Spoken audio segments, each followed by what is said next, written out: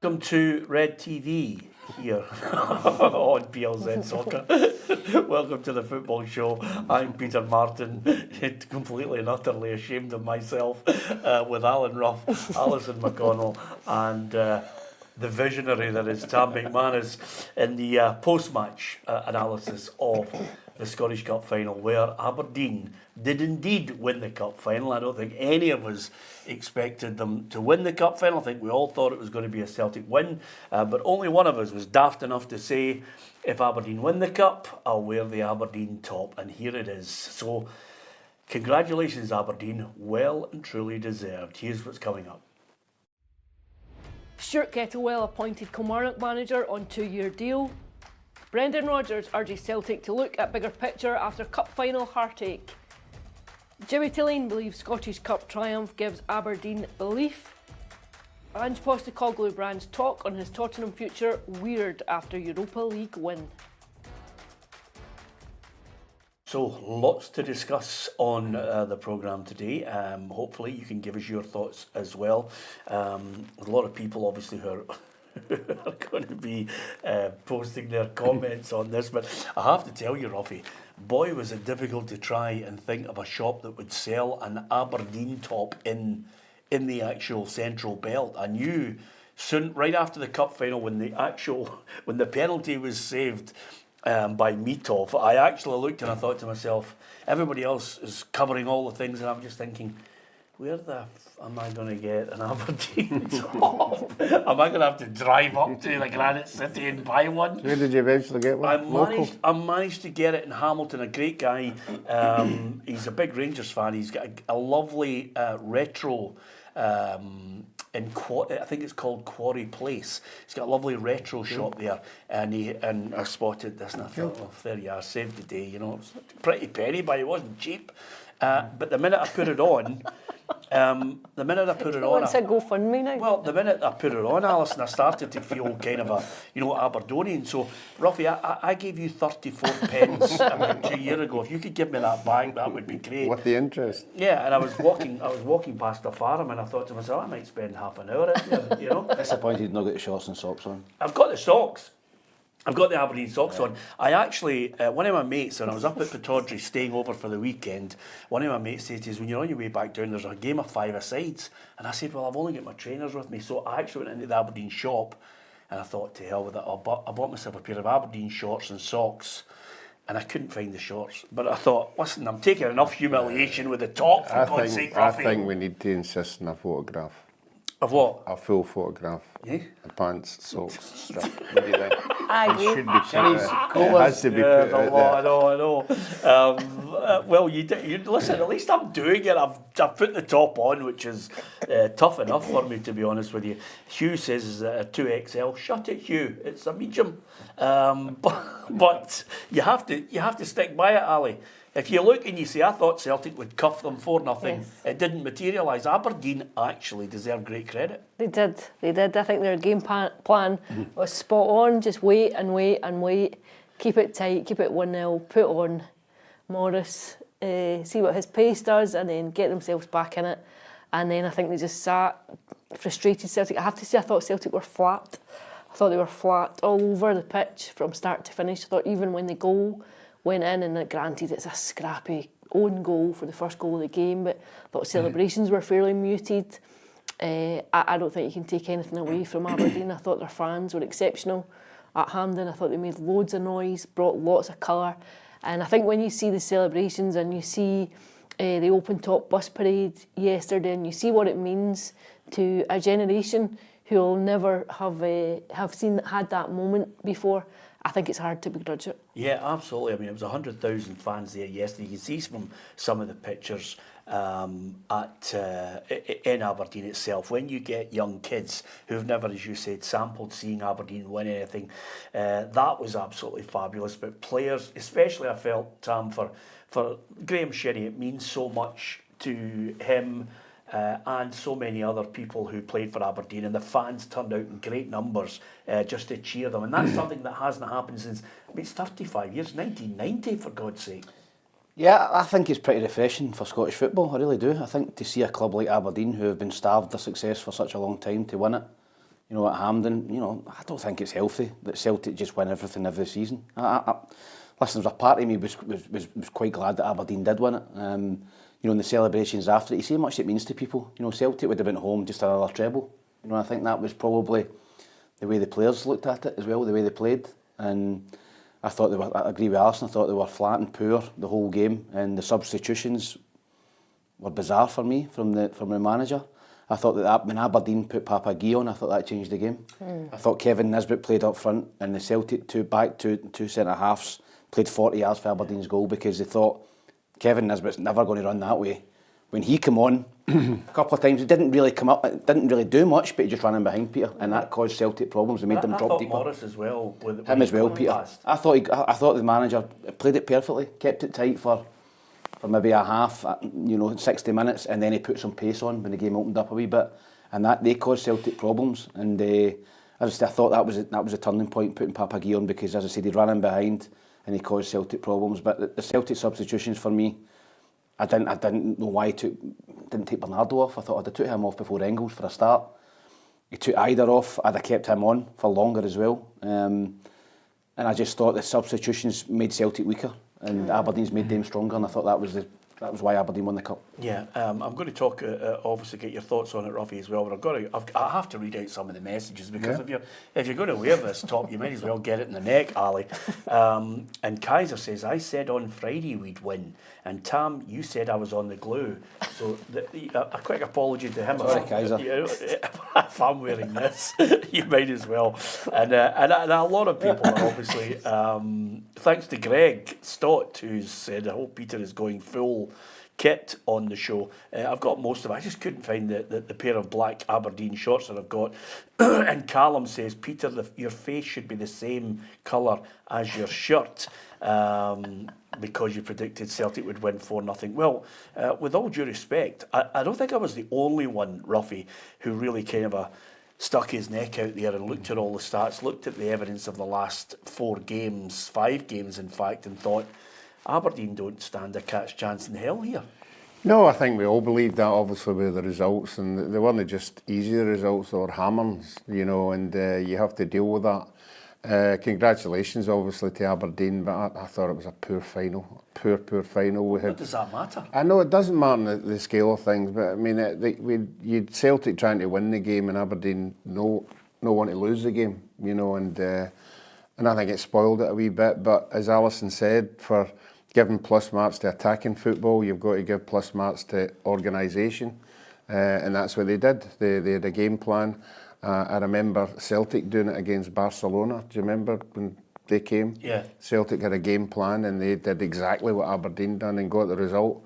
So you can't take anything away from them. I just thought it was a poor game. I really did. For a cup final spectacle, you want two teams going at it and exciting, but that's not. I'm not taking that away from. I'm not taking that away from Aberdeen. No, I'm not taking. I'm saying Celtic's deficiencies. Aberdeen have a game plan. If you go in with George Foreman, you don't think, well, I'm going to slug it out with them.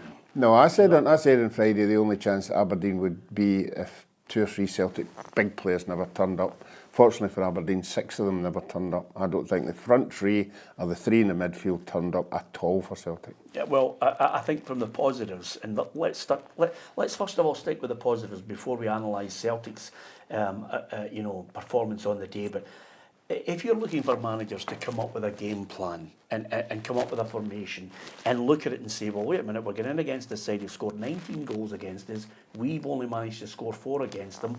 They've given us a real spanking at Hampden, as Alison highlighted on Friday when we were all offering our assessment of how the game was going to go.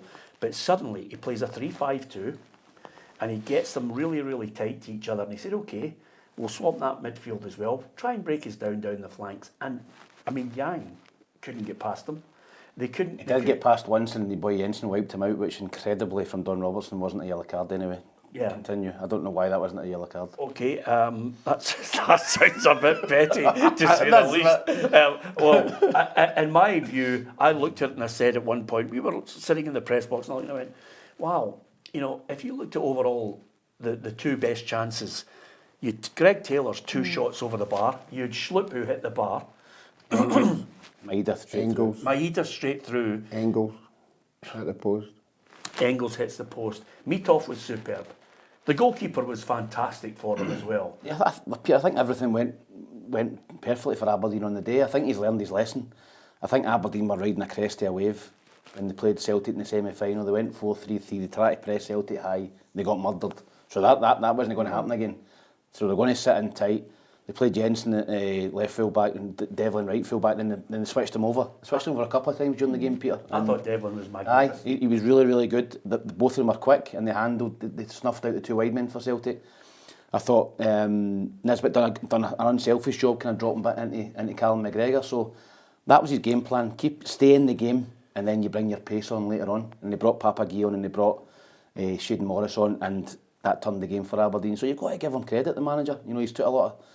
He got a lot of praise at the start, then he's took a lot of stick. A lot of Aberdeen fans maybe starting to question him towards the end of the season there, with the poor run they were on, but he got his tactics absolutely spot on. Celtic were poor on the day, but Aberdeen's game plan worked a treat. And it's also, like in a game like that, there was an element of luck. You know, like the one that comes off the crossbar, hit the post, you know, Taylor a couple of decent chances. Maeda should go and win it. Maeda should win it when he goes through. I think Maeda just looked as though he was out on his feet. I think it's been a really long season and a bit of travelling back and forth across recent weeks, sort of waiting on the birth of this third child. I think now desperate to get home and see the new baby. And I thought he looked exhausted by the end of it. But I think you need all that sometimes. Like, you need an element of luck. I think Celtic had, 80% possession, 81% possession or something like that. It can happen. I thought Celtic were off. I thought they were flat. I think Aberdeen just capitalised on that moment. They took it. I think they soaked up a lot of pressure, particularly in injury time, extra time. I thought Celtic were almost trying to just walk the ball into the net. There was nobody that wanted to take any kind of responsibility for taking a shot. They were just like in and around the box without anyone wanting to test the goalkeeper. And then when it comes to penalties, I thought Aberdeen's penalties were exceptional. Yeah, really, I mean, really if you're good looking penalties. for penalty kicks, Ruffy, and you want to beat the goalkeeper, put them So, high. And by the way, you're looking at the penalty kicks. Shinnie, Polvara, Daba, Palaversa, excellent the way they executed their penalties. Celtic, McGregor, you know, I sometimes think, I don't know about you, Tam, but I always think lefties Go across the keeper. across them. I'm sitting watching it, Peter, and I thought he was going to do that. If he'd done that, he'd have scored. Yeah. I think it's a harder one for your right side to go there. It's an easier one for the keeper to save. If you whip it across him, Yeah. I think you get more power on it. And again, if you go high, and Johnson's, again, great. Midas was lucky as well, this penalty. Yeah, he was lucky, He actually. just went up and just don't know what he was doing. Yeah. Tried to hit it in the middle and got fortunate. Listen, Ruffy, cup It's finals. I know it's hard to take any away. Well, I keep saying well done to them. You want to win a cup and all that. But as Alison said, everything went their way. Everyone went their way that day. If it hadn't been for Schmeichel's mistake, they'd have lost that game. So what would we be doing here? What would we be doing here sitting? Come on, Ruffy, No, I'm asking a question. If Schmeichel hadn't made the mistake and Celtic won 1-0, what would we be saying about Aberdeen? Well, What would we be saying about That's it? football in a nutshell, though. No, I know, but- Moments wait a minute, change Ruffy, games. with all Like, due respect, what happens if Dorrington doesn't get the touch on the ball? It doesn't go into the back of the net. It's an own goal for the Aberdeen boy. That's a crazy attitude to it. No, I think if I was Celtic sitting in that dressing room, I'd be saying that to Schmeichel. If you hadn't made that mistake, we'd have won this cup. No, I don't think anybody would have said that to him in their right mind. No, I don't think they would have said it to him, but they'd be thinking it. We're going to analyse Celtic overall. What they might if you think yeah. Says a man from experience. But let me tell you this, Ruffy. I think it comes across, and I'm only going to say this on the basis that in a cup final and a one-off match, which we all discussed on Friday, we all offered our opinion and said it was going to be okay. You know, your man here's turning into. I said 2-0. I tight 2-0, but it was. We were all looking and saying Celtic are going to win, but they didn't win because we've got to compliment Aberdeen the way they went about their game plan. When you go in a one-off, it doesn't matter how you do it. If your game plan says we know we're going to have to ride the storm out here, we know that they have got a budget that would sink the Titanic. We know they've got a squad that's better than ours. They've absolutely battered us. You know, over 5 games, I think Aberdeen had 1 draw and 4 heavy defeats. So at the end of the day, you've got to look and say to yourself, his tactics were 3-5-2, keep it tight in the middle of the park, Don't let them get down the flanks and get in behind you to allow too many of those chances. And you're talking about 3 of the shots came from 18 to 20 yards out. So that is a plan, that is a tactic. You've got to give them credit for it. Yeah, I'm not taking it away from him. I'm just saying that kind of tactic spoils a cup final. You know, and I get what you're saying, that the back of your mind, you would go into the game because of the results that went against you. You would do that, you know. But I thought they were very fortunate to win the game. I really do. I think all the chances. I think Celtic you've not told to win the game. You've not told me a chance that Aberdeen had. A chance that Aberdeen had in the game. I mean, there wasn't a lot. There was nothing. It was one-way traffic. It was 80% Celtic. They had 2 shots in target, Ruffy. Yeah, one was right at his stomach. But I mean, I'm not wanting to take anything away from Aberdeen. All I'm saying, on the day, everything went well for them. There was an element. It had to go at that for Aberdeen to win. That's it. And by the way, they were massive underdogs. Hugh Burns, who absolutely makes a hobby. Hugh is one of these guys who regularly follows the show, but he makes it a hobby of saying, how can I absolutely batter anybody as soon as they raise their head up and say something? Hugh's just said, Ruffy is Beelan. Even Pat Bonner was magnanimous. But listen, at the end of the day, somebody says Papa Gay was through in goal. I think he might have been called back for offside, actually. But nevertheless, listen, they had 2 shots on target and they won the cup. Yeah. So great credit to him. I thought they got their penalty spot on as well. And by the way, it changes things again for not only Dave Cormack, who was absolutely, you know, jumping about like a fan on the pitch, which was fantastic as well. The players, there was a lot of emotion. Families were coming on. I felt really good for Nicky Devlin because he's a pal, and I know his dad really well, and I just thought it was fantastic for them. So they won the cup. Yesterday's a day that so many people will remember forever, which was brilliant as well. And Jimmy Thelin, this is what he had to say with that victory. I think like when you arrive to this moment, you have to catch them and try the best you can. But when you go through this part and then you feel you can win, and you have to use this in the future, and that we talk about even before. That's why the league is so important, to try to catch Europe every year, to get used to play in so many games, play in 4 competitions every season, and be stronger and manage this part. And the only way to do is to live it. And when you win, you can take a lot. I think so many players today grow a lot, and then they get a feeling that they can do it, and it's going to help them in the future. Yeah, there is a man. Now, again, this is the one thing about it's amazing how one game can change the narrative, Alison, but it didn't go pear-shaped for Jimmy Thelin, and well done to him. I know a lot of Aberdeen fans steamed in on me because I suggested two options that they had maybe at the start of the season. They chose Jimmy Thelin.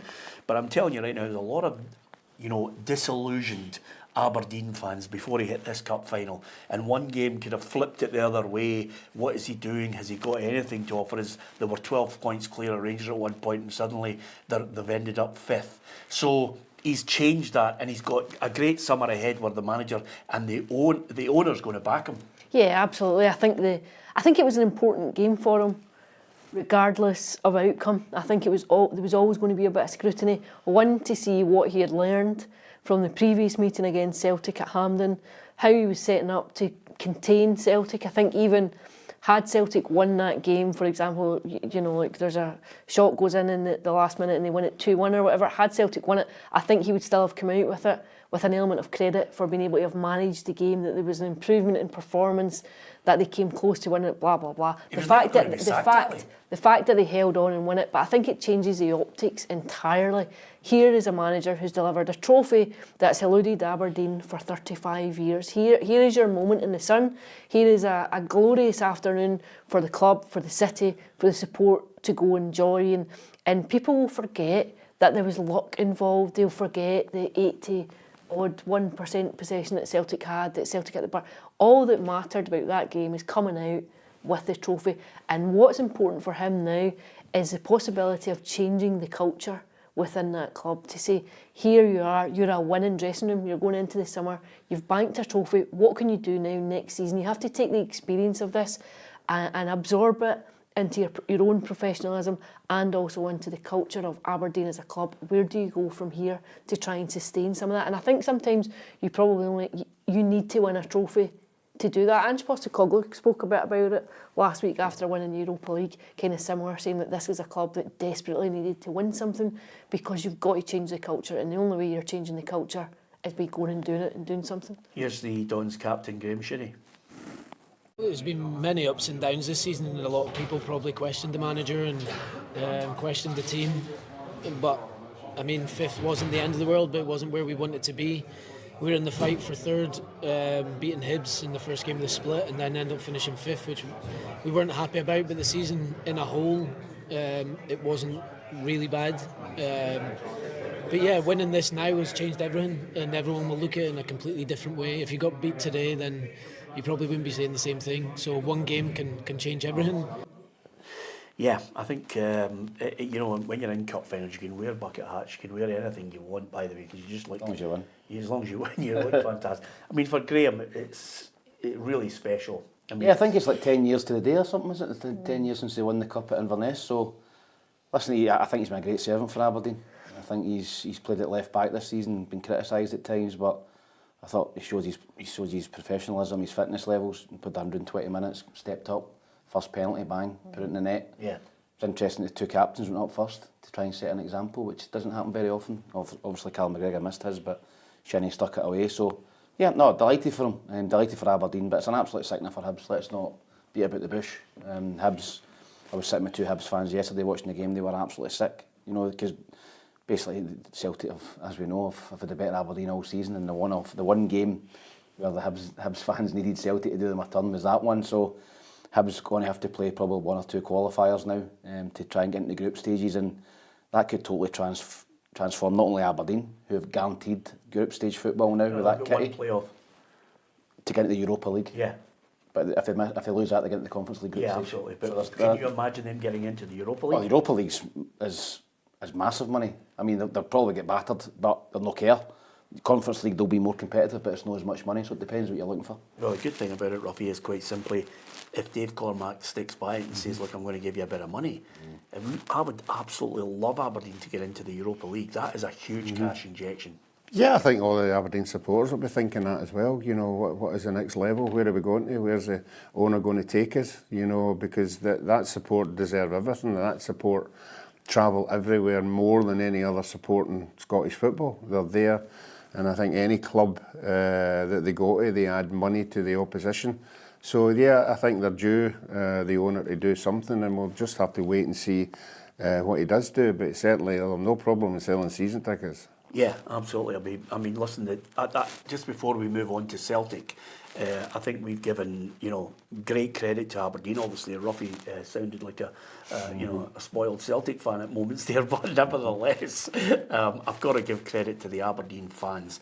20,000 of them, and it was a great spectacle. That's what football for me is all about. You turn one way, you see massive green and white. You turn the other way. Usually it's blue and white, but this time it was red and white, and it was fantastic, Ali. I thought the Aberdeen fans were up for it. I thought they sang their heart out the whole game. I thought they got behind their team. They stayed behind them.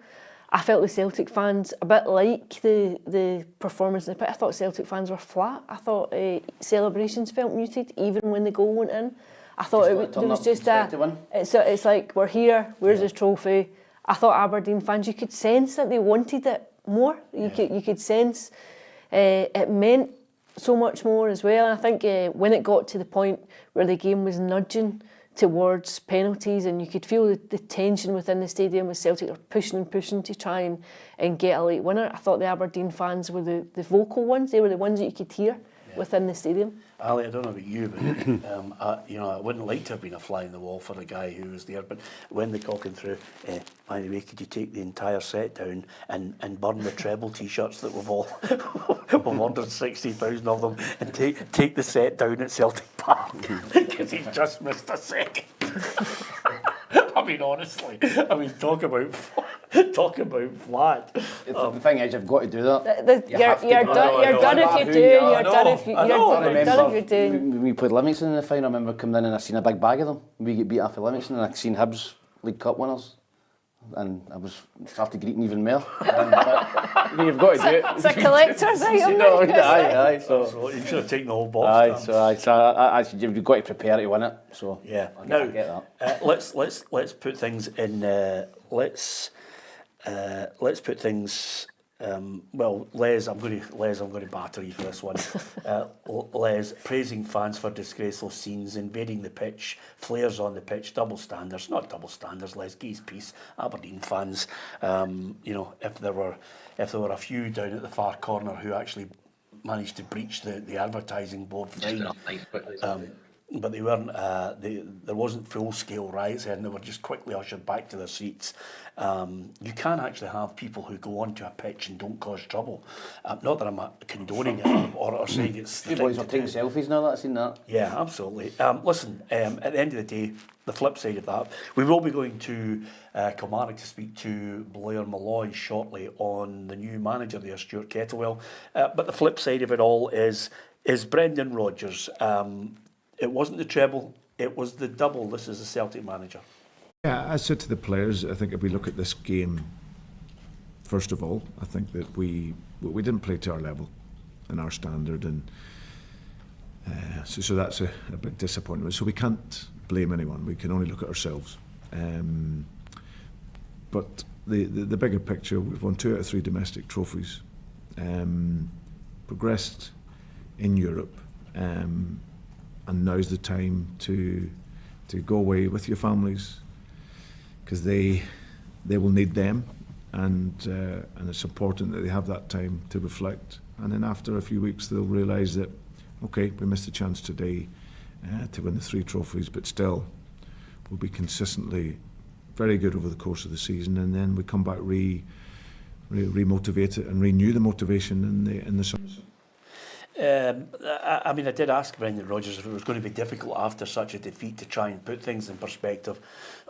Ruffy, we could analyse and dissect some of the players, and their performances. I always say that you have to look at what the manager does, and you have to analyse what he's doing, and you have to listen to what he says. And we've all been privy to programmes where what he doesn't say sometimes, and what you read between the lines with Brendan Rodgers speaks volumes. But if I'm going to be brutal about it, Ruffy, Adam Ida, he subbed him. He's paid $9 million for him. Now, the boy might get better, but he just hasn't looked like that really dangerous striker in these big games. For me personally, to move Maeda, who scored 33 goals, out to the left-hand side of a 3 wasn't in my mind the right thing to do. I thought he was open to criticism for that. Kuhn hasn't kicked a ball since Munich. Bernardo, he took him off, tells you all you need to know. Engels, he's taken him off in the game. Midfielders grab the game. Midfielders change the game. Engels hasn't done that. He's had 10 assists and a fair few goals, but I'm still to wait to see the best of that boy. And then at the back, you've got Greg Taylor, who's got a big decision to make. Liam Scales, I think, will struggle for his place next season. Brendan Rodgers got a lot of things that he's going to go back to Dermot Desmond and the rest of that board and say, okay, this season we've won 2 out of 3, and I think the players deserve tremendous credit for that. The best performance they had was against Munich, and then after that, the whole thing's just gone brrr, and he's had to try and fight to keep them focused. No, I think he's been very fortunate as well. All year it hasn't been. The other teams haven't been at their strongest. Hearts and Hibs struggled very, very early. Rangers never really materialised for the whole season. Aberdeen had that spell as well. So from the whole season domestically, I think he's had an easy ride. I mean, it is attractive football and it's good to watch when you're winning, but there has been a lot of occasions when it has been flat. And yeah, he has got a lot to think about, because just as you've identified there, the 3 players he took off were the 3 his biggest signings. So you're not expecting that to happen. You're expecting the 3 biggest signings, money-wise, to contribute in a game, and that never happened. So, no, I think on the whole, as I said at the earlier show, I mean, any other given day, they'd have won that cup final. So you could see what it meant to Callum McGregor. So, he's going to take a while to go over that. Yeah, this is the Celtic captain. Worst moment I've ever had in football, so I'm sure we'll still win. And I'll just need to go away and try and go over it.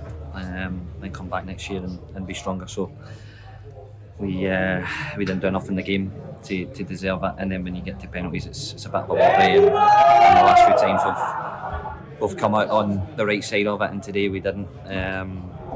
So yeah, it's a real sore way to finish the season. Up until this point, it's been an amazing season, and we just didn't do enough today to cap it off. I mean, he was really emotional at the end, and I did feel for him, seeing him there and having to be consoled by people. But I don't think he's got anything to be ashamed of, Ali. My God, he's been the best midfielder in the last 5 years in this country, and he's never. That's the first time I think he's tasted defeat in a cup final. 15, I think it's 15 finals, and that's the first one he's lost. I thought his reaction was actually quite telling. I thought his reaction was actually the antithesis of what the complacency that I felt was among the Celtic support of turning up and just expecting to win. And I thought his reaction and how upset it was showed you, well, here's a guy, it still means a lot to, it still means he still wanted it. You know, when you look at his medal collection and where he is and how successful he's been with Celtic, and yet that moment will rankle, it will stick with him forever now. I think it just underpinned how much it still means to him, how much he still wants to be winning. It wasn't just another game or another final.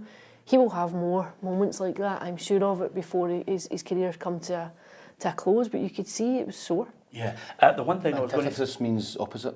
Yeah, the one thing I was going to say to you, and if you wanted to say you're such a condescending prick, Ruffy, you're more than welcome to do it, by the way. To be corrected by him is the ultimate insult, Ruffy, let me tell you.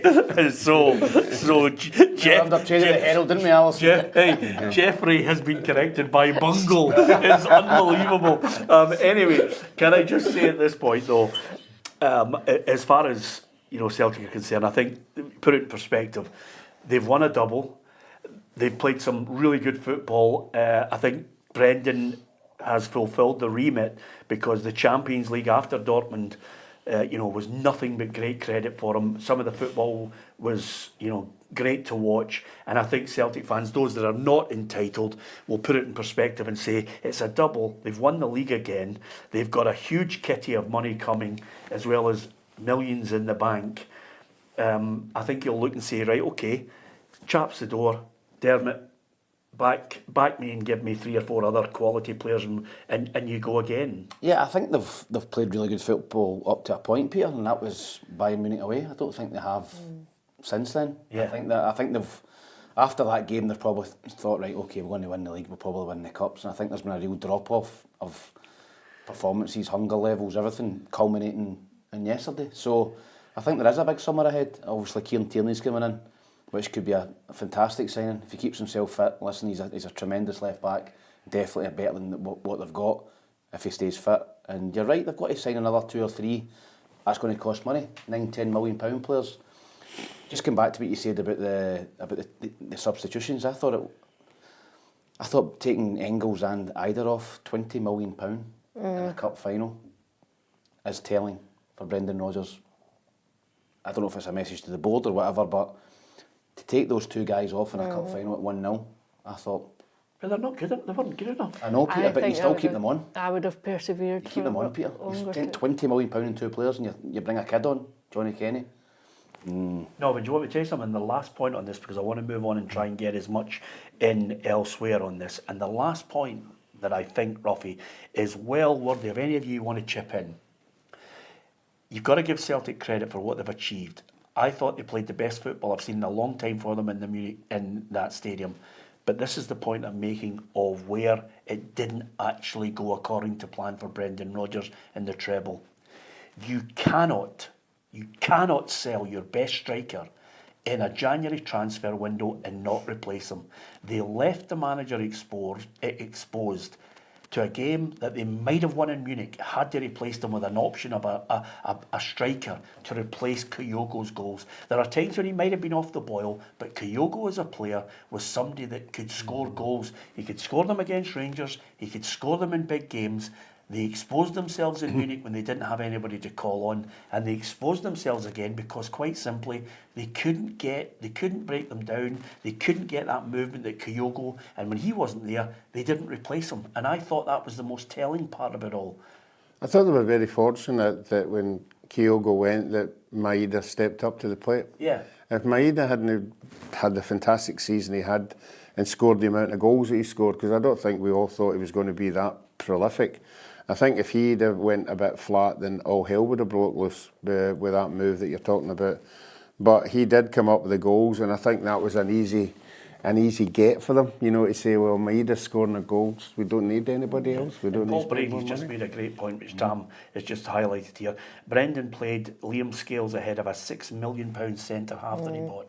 And these are the things that you read into with them. But one of the things I was going to say, just because if some people join the programme at some point and miss it, that we started off, and I think it's right to point out, congratulations to Aberdeen. Absolutely fantastic. 100,000 fans yesterday just celebrating a cup win, which hopefully will give them the chance to maybe strengthen the side, become a better force. Certainly we'd love the Aberdeens of the world, the Hibs of the world, to get European football group stage stuff, which will give them a huge injection of cash. We need stronger teams in the Scottish League. And of course, we're going to talk about Rangers very shortly as well. But as a cup final, might not have been the best.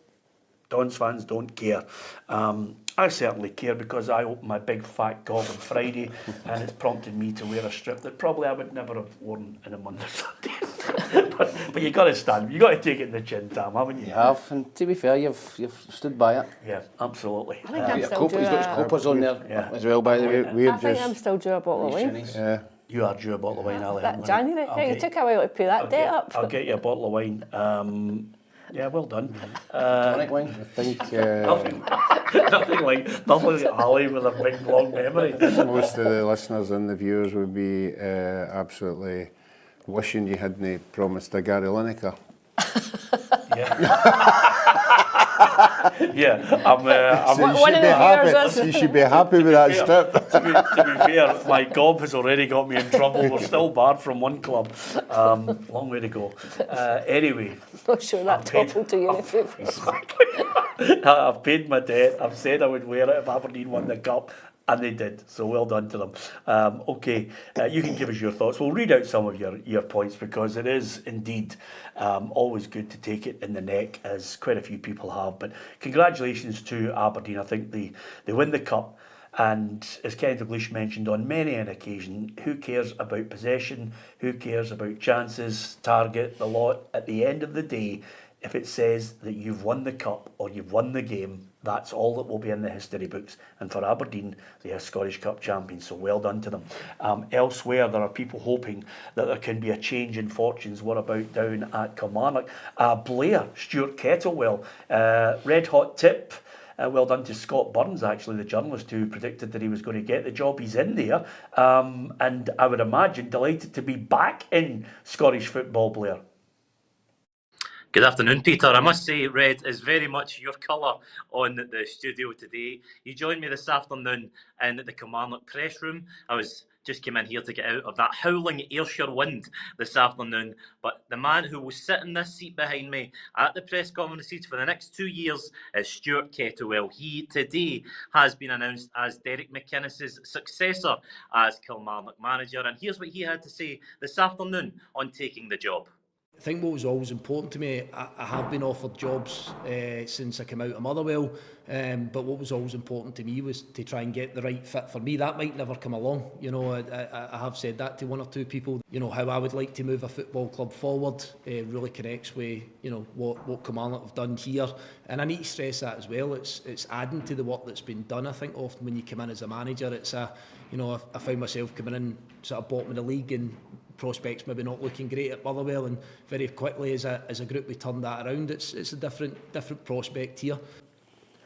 One of the main topics of discussion at Stuart Kettlewell's first press conference here at Kilmarnock was not the club he is joining, but rather the club that he left in Motherwell. He, of course, quit the Fir Park side in January, citing personal reasons and abuse that him and his family had taken, meaning that his family no longer wanted to attend games. He addressed that this afternoon, and he said that he's maybe learned from his time away from the game, and that just because this is his job, it doesn't need to be his family's life. So maybe suggesting there that he's going to put a little bit of distance between his family life and his football life going forward. And saying that, however, he did confirm that he stands by his decision to leave Motherwell when he did, and he certainly doesn't regret that move. I asked Stuart Kettlewell for a message for the Kilmarnock fans. What will a Stuart Kettlewell team look like here at Rugby Park? He said it's built around 4 pillars, the first of which is allowing players to grow, bringing that pathway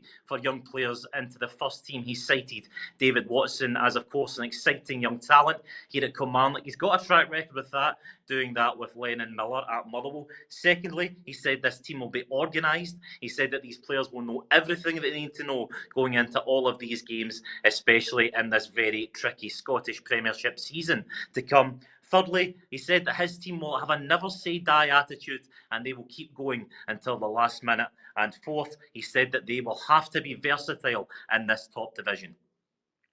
Oh, there you have it. Kelly, a bigger team than Motherwell, Ruffy? No, I think they're about the same. You know, I think they've got the same fan base. They'll get different owners. Obviously, Motherwell's fan-owned. Billy Bowie runs Kilmarnock. Anytime we've had him in the show here, he's been very impressive coach, talks well about the game, thinks a lot about the game. You know, I think the players will be impressed by the way, how thorough he is going into games. And I think he's a good appointment. I think he's a safe appointment. But he'll know himself. They have to do better next year.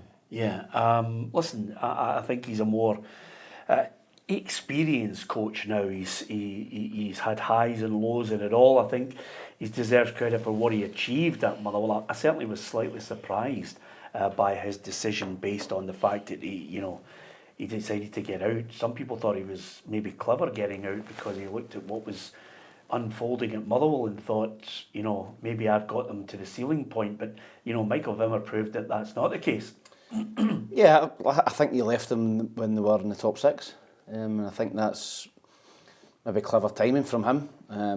Obviously, Motherwell finished in the bottom 6, so it looks like a good decision from him. I think he's a good coach. I've always liked him. I liked him at Ross County. He brought a lot of young players through at Motherwell. He gave them opportunities. Lennon Miller being the main one, but yeah, I think Ruffy just mentioned it's a safe pair of hands. He knows the league, and I think he'll get in there with Stephen Frail. They've got great experience between them, and they'll get Kilmarnock going this season. Disappointing season for Kilmarnock this year, and the only way is up. I think sometimes as a manager, when you come in and the team's done poorly the season before, gives you a wee bit more leeway, Peter, rather than come in when a team's been flying. A wee bit more pressure on you. So, listen, if Kilmarnock get in the top 6 next year, I'm sure everybody would be delighted at Kilmarnock. Yeah, and there's still jobs to fill elsewhere. Charlie Adam being linked with the Dundee job, although Maloney remains the favourite there. And of course now Motherwell have to look and start thinking, okay, who's going to fill Michael Wimmer? It's interesting, isn't it? I think Motherwell will probably be a bit taken aback. I think they would have been blindsided by that one last week. I don't think they would have anticipated having to be in the hunt for a new manager. So interesting to see where they go. I think Michael Wimmer's appointment was a fairly ambitious one, like maybe breaking the tried and tested, trying to do something new. So I wonder if they'll continue with that or if they'll go for someone a bit closer to home. But I think for clubs like Dundee, like Motherwell, you probably want to have someone in place as quickly as possible, someone to come in, get an opportunity to do their homework, maybe have a look at games and performances towards the end of the campaign, get a chance to look at the squad, who's out of contract, where surgery needs done, and give you a bit of time to then go into pre-season games and do your assessment so that you're in a strong position to start the season, rather than someone coming in and you feel as though you're playing catch-up when the season begins. And slightly tongue-in-cheek, Ruffy, but when Blair said, is he a message for the Kelly fans? I thought he was going to say, don't shout at me. But he's the one thing... Stuart Kettlewell will start the season with a big earmuffs on, so he can't hear anybody. Kevin Price at darts. Yeah, don't bring the family. Just let them stay at home. Exactly. That's the way to do it. If you... I think, I mean, honestly, he has been in here and he spoke very well. I agree with you, Ruffy. I think it'll be good for Kelly. I wish him every success. He's certainly one of those boys that you like to see back in football. I think he's got something to offer. He's a good lad, yeah. So there you are. What about Rangers? Because General feeling is that something's going to break this week in the next 7 days, if not sooner. We've been waiting for long and weary. I think the first thing that might break is the takeover rather than the manager coming in.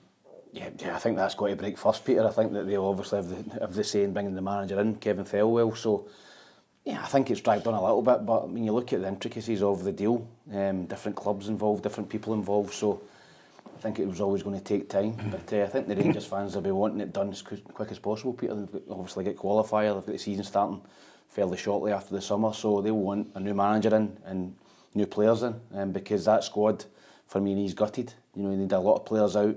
And some good quality back in and money spent on the team and the squad. So, I would expect it to happen this week. Yeah, I think so. I think the noises are all that somewhere around this week there will be news coming in.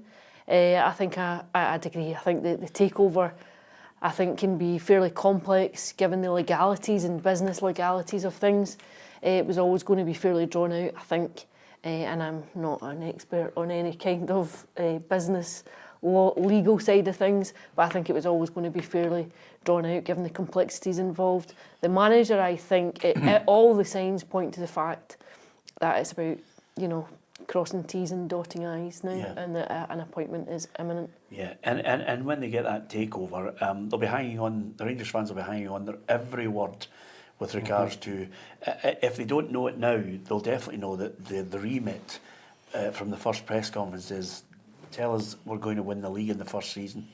Yeah, and I think once the appointment's made, the very first signing that new manager makes will be, as far as the supporters concerned, the way ahead. If it's a big one, you know, they'll say, oh, this is what's going to happen, this is the change that's going to happen at the club. But Tam's right, there's a lot of people there have to leave before you start, you know, bringing people in bigger wages. You know, there's a lot of dead wood there, and that has to be cleared first. Yeah. Okay, give us your thoughts on that, Rangers fans. Are you going to be able to flip it, turn it around, and win the league next season? What are you hoping for from the owners? What do you want them to say? And what are you looking for in that manager? Because Ali just changes. This is the one situation. Sometimes you get something, a little sniff from somewhere. This is the one situation where everybody's just literally throwing darts in a darkened room, isn't it? There's not been much coming out at all. I think you know, the focus was on Ancelotti, then it was that it had all gone cold, and that Steven Gerrard was praying for a turn. It seems to all be pointing back towards Ancelotti this week. I'm not sure anybody really knows. I don't know that it really knows. It's not a crime not to have a clue, Alec. I think there's a lot that we just don't know. There's no. Quite often in situations, what you get is someone, clearly there is a bit of briefing that sometimes goes on, or there is someone somewhere that is offering information that leaks out. There suddenly you've changed from the journals with the briefing. Not from clubs. Are you in my camp? Not from clubs, but sometimes there are. See, you used to have been in my experience. used to have been in the media a long time. When something like this happens, if you are a favourite of that particular club, is it necessarily that you might get a heads up? Never. That's a total myth. In my experience, that's a complete myth. Is it? In my working experience, yes. Okay, I'll say that you do get sniffs. I've never had a phone call from somebody to say, look, this is the way this never. is. No, in my working career, I've never had anything. I think depending on your relationship with some people, you can get a nod and a wink, or you can obviously get a situation where if you're calling regularly and you've got a relationship with managers and players at various places, sometimes chairman, chief executives, board members or managers or players, if you've got something as a story, they'll stand it up or shoot it down for you as well. That's different. I know that's different. I know that. But what he's saying is, that's different from someone briefing you. Yeah, can you get a brief? I can only tell you it's happened before. Not on a personal level, hand to God, never. Yeah. But there is something different in saying, can you ask a question of someone that you've got a relationship, and they may give you an aye or a no. Yeah. But I've never had something fall into my lap like that, like somebody just say, here's a story, ever. It says it all. Yeah. Well, probably. You are such a... You're a complete witch today, Ruffy. So you are. No, you do get it. But then sometimes along the way... It's a thick skin to come on. Did they not have to smuggle wee Mo into the Ibrox when he went and took him upstairs into the toilet so the media couldn't see him? Well, with all keep due it as respect, quiet as possible. Mo's mum get into a black taxi and says my son's signing for Rangers. And somebody said, don't be so bloody stupid. And then lo and behold, it all happened. These things happen. Listen, before we go, we've got a couple of things we want to do before I get this Aberdeen strip off. And then I've got to mention, I must mention, just so that I think it's only right and proper. I went into the Football Shirt Emporium in Quarry Place, I think it was. Was that Hamilton? In Hamilton. I mean, the big guy was absolutely fantastic. He was, he's doing well in an area, you know, where you see lots of shops closed down, Ruffy. But he was in there. He looks like, how can I describe it? Like a big yeti, big burst of a guy. Really cheery, really fun. And he loves his football, and he's got lots of A boy would love a shop like that. Oh no, honestly, he was You'd, really, really enthusiastic and brilliant. And I'm sure he won't mind me saying he's a big Rangers fan. And he said to me, "I knew there was going to be somebody coming in to buy an Aberdeen top." And I said, I didn't expect it to be you. but not in these circumstances, let me tell you. But it's a great shop, and I really wish him the very best. You want to see people succeed. Yep, and it's everybody wants a replica. Or doesn't matter what year it is or whatever. I mean, it's getting more and more and more popular. Yeah, or a Peru shirt, the actual one that was match worn. Still, that's another story. Let's crack on. Who's going to win the playoff next? Livingston. Still sticking with them? Yeah? Yep. Don't think it's advantage Ross County at home? I think Livingston. I think it'll go to penalties, Peter. Yeah. I can see maybe 0-0 or 1 each again. I just really, there's not much between them, Peter. I think maybe Livy and penalties. Livy and penalties. And if it is Livy and penalties, do you think they're going to go high to the left and right and just show a bit of bottle? Well, if they take them like Aberdeen taking them, and people say penalties is luck and all that, and I get a degree of, but there was no luck about Aberdeen's penalties. They were worked on, they were bottle, they were technique, and they were put away firmly, and that's why they won the cup. So I don't think it was lucky. I think they practiced them, and you could clearly tell because the keeper was nowhere near them. Yeah, I like Les Watts' line here. He says, I think the Dons are looking for a marquee if you want to offer them your shirt. Hey, all right, up the back, 2 lager and a pizza. Well done. I'm back on after the break. Well done, Les. Quite like that one. Good stuff. And Les, from everybody here, why don't you want to take a flying... anyway, Ruffy, are you... No, I'm sticking with Ross County. Yeah? Home advantage, yep. Winning in 90? Yep. Ali? I think the balance of the ties probably tipped in Ross County's favour now that they're at home, but I still have a feeling about Livingston. I think Livingston might prevail. I think it might go to penalties too, but I just fancy Davy Martindale's side. Now listen, fair's fair here, right? And I think it's a really good point that Don Clark has just made. And as we're into the final minutes of this show this week, I might as well say I've really kind of stepped up to the plate, Tam. If Livingston... Let's be honest, right? I know what you're going to say. No, he said it. I'm just going to read it out to you. Aberdeen were about 91 to win the game. Ross County are favourites. How can that even compare? Make Tam wear a Ross County shirt, Peter, if County beat Well, let's Livy. say Don Clark there going to take a flying... No.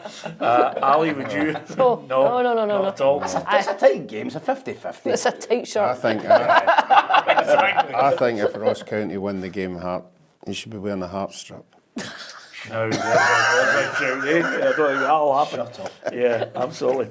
I'll tell you one thing. This is the last time I've ever seen if I wear a strap. Can you imagine if it was an Old Firm final? I get done in. But anyway, apart from anything else, I don't think he's going to do it. I tried my best. I'm going to go Livy to win it. I'm going to stick with Davy Martindale on this. I just think he's got something with the players that they might be able to pull it off away from home. They've done it before, but we shall see. Give us your thoughts on that as well. English Premier League finished off with listen, one little talking point that I think is interesting, and it really has implications for all of football right across the globe. And it came in the Aston Villa game because they were penalised for a goalkeeping mistake rather than any foul on the goalkeeper, in my view, Ruffy, and it's cost them millions. And I think it's down to the incompetence of the referee and the VAR officials. I cannot believe Aston Villa are not kicking up a huge fuss. 10 men. Even Ruffy can't defend this goalkeeper and say it wasn't. No, but it's happened, it's done. It's not going to get changed. No, but he's just lost about £100 million. Tough, just go on with it. That's the way it is. Sorry. You've got to be kidding me, aren't you? No, they can complain. Well, do you think it's going to get overturned? I think you can challenge it. You can challenge it. Well, they're all challenging everything. Ali, But it's never going to get... did you see Emery after it? He was No wonder. No wonder. No wonder. Is it? No, but we look at all these games. You look at the Man City cup final when the goalkeeper gets his hand out. There's nothing you can do about it. Yeah, I just think it's... I think I know it's scandalous, but... There's always something that is rearing its ugly head with these things. Anyway, a couple other things. Liverpool, the fans, the parade. Everybody's parading. Alan Crystal Hansen, good, Palace yeah. are out there. Spurs. Then, of course, Liverpool, Alan Hansen with Virgil van Dijk. Who's the better player between the two of them? Different eras. I don't care. Alan Hansen. Hansen? I would have said Hansen as well. Yeah, Hansen. I didn't see Hansen. Can I give you a wee stat boy gave me at the weekend of all the teams that were successful, what their connections were, the teams. Yeah, absolutely. Fantastic. that was. Aberdeen have joined that. Seagulls. Yeah. Seagulls. Yeah, absolutely. You're really bad. So you are. And of course, listen, it was nice that Liverpool fans finally gave Trent Alexander-Arnold a cheer at the end, and this is what Arne Slot said on the reception to the player. What an unbelievable half he played. The passes he played were, if you make a highlight of this, probably it's going to take you 3, 4 or 5 minutes. The ball to Darwin was another level, was next level. So he deserved it. Very happy for him, for everyone in and around the club, that things worked out as they did. And I think everybody could see how difficult he had it after the game. And that tells you how hard it is to leave a club like this. It's not that hard. You on a Thursday week and we're on the Brit Talk. You kidding me? Case piece, Arne. Ange, is he going to be here next season as a Spurs manager? No? No, I don't. Sacked? Sacked, yeah. I actually don't know now. Yeah. I thought, regardless of whether they won it or not, he probably would go. Now I don't know. Now I actually thought there was a shift within the Spurs fans as well. I don't know if he might get the start of the season. I don't know. I think the best thing could happen to him is to get sacked. Yeah. Okay. Get his money and go somewhere else. I think Ange is going to get another retilt at it. I think they might it's give him- leaning towards Yeah, I that think way. they I might give him feel. the summer. And by the way, this is the first time we've had a chance to say it. Isn't it great? Scott McTominay and Billy Gilmore, Serie A winners. First time in Scudetto history, 120 years or something. The Scottish. Great goal. Great goal. What a goal. Oh, it was fantastic. For midfield player to get in the box as much as he Yeah, did. We have talked with Scotland, you know, in modern times he's their top goal scorer. You know, that says a lot from a midfield player. Yeah, absolutely. And as ever, you know, I want to, the football show will be back bigger and better next season. Still got the journals coming on Wednesday, and then we've got a lot of special programmes coming to you through the summer. But again, I'd like to thank the majority of people who have actually stuck with us on the football show. The figures have been absolutely fantastic. We are going to be with our reporters bringing you as many stories as we possibly can, one-to-ones, documentaries, and hopefully you're going to enjoy our summer of content. But as ever, we always like you to give us your messages of support along the way. And sometimes people do stray into areas where they shouldn't. Ullapool Hearts says, as a Hearts man, we don't want that clown in our colours. So there you are. It's not about you. There you are. So that kind of sums it up. Thank you to each and every one of you for downloading the podcast, especially. And also over and above that, supporting and subscribing to PLZ Soccer. Just before we finish, you'll see obviously the chance to get premium as well. We've got a big event coming up shortly on the 14th of June. Looking forward to it, Ruffy. You can actually click the link below and get tickets to Martin O'Neill and Gordon Strachan, an evening talking about Fergie, Brian Clough, the lot. Yeah, there'll be lots of stories that people want to hear, some things you don't hear about behind the scenes, and I'm sure you'll get a lot out of them. Yeah, the two of them are great fun, good laugh, Yes. and as I pointed out, great to sit in the company of two former Celtic managers, both who equally hated me with the same kind of a feel, it's a 50-50 who hated me more. Probably Martin, but still good for a wee bit of banter with And them. some redemption. Yeah, and some redemption. Who knows? I might get redemption from the other lot who are in charge at the moment. You never know. Thank you to you for joining us. If you want extra content as well as the stuff that we're giving you absolutely free, you can download and subscribe to PLZ Premium as well. From everybody on the You're football going show. to stand up at the end and kiss the badge? Have you? Well, there you are. That's what happened when Barry was here, and they had to get him right out the door. There'll be no badge kissing, Tam. It's I stuck to my word. I put the shirt on. That's No, it dons. Congratulations to all the Aberdeen fans. I said Celtic would cuff Aberdeen, and they didn't. And this is why I'm wearing this for the one and only. I wouldn't even wear it in the fives, and I've put it on here today. I've taken it in the neck, Ruffy. I've stood up and stood by my word. Still think we should get a photograph. Yeah, absolutely. We need a photograph. I'll Full length. Full length photo. Thank you to Ali, thank you to Ruffy and to Tam, and from myself, Peter Martin. Don't forget to subscribe to PLZ Soccer if you can on our YouTube channel, and follow us right across the social media, right across the summer. There's lots more programmes to come from everyone in the back room as well, all journalists, Roisin, our producer, and everybody who's given us the content, including, of course, Ryan McGowan. Good luck to him tonight, and Scott Allen, as well as the magnificent Hugh McDonald and all our journalists who've been on the programmes. We have thoroughly enjoyed this season. I hope you have too. Stay with us over the summer for the specials. From everyone in the team here, thank you for listening and watching. I'm Kerry Pollock. Come and join us for an evening with Martin O'Neill and Gordon Strachan. Together for the first time as a double act, Martin O'Neill and Gordon Strachan talk football management, look back at their trophy-laden playing careers, the management they worked under, and share the laughs that they had in the dressing room at the peak of their powers. It's tales of Clough and Ferguson chasing domestic and European glory. Both former Celtic managers will tell their tales of title triumphs and European nights not to forget. It's a night not to miss on Saturday the 14th of June at the Alona Hotel in Strathclyde Park. Click on the link below to secure your table now. PLZ Soccer